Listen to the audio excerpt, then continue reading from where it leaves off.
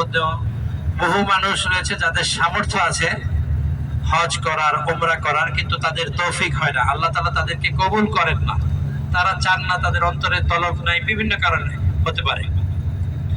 কিন্তু আল্লাহ তাআলা আমাদের এই কয়জনকে আল্লাহ তাআলা কবুল করেছেন, আমরা আসতে পারছি এখানে আল্লাহর জন্য উমরা করতে পারছি।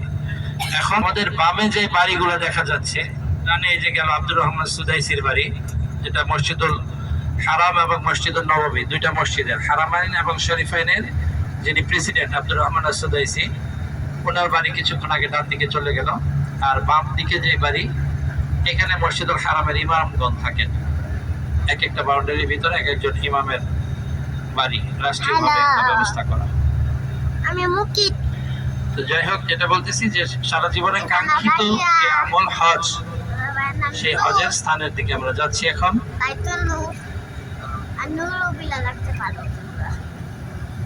হজের প্রথম রুকন হচ্ছে আব্দুর রহমান সুদাইসি, ওইটা না, এইটা আব্দুর রহমান সুদাইসির বাড়ি হচ্ছে এটা, ডান দিকের এটা।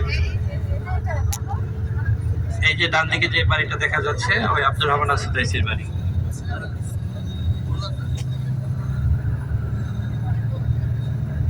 জিলহজ মাসের 8 তারিখে মিনার ময়দানে অবস্থান করতে হয়।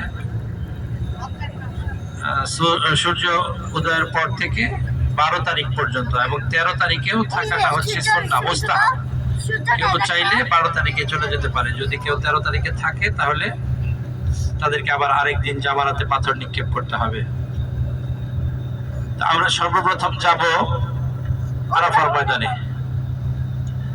এই আরাফার ময়দানে অবস্থান করাটাই হচ্ছে হজ।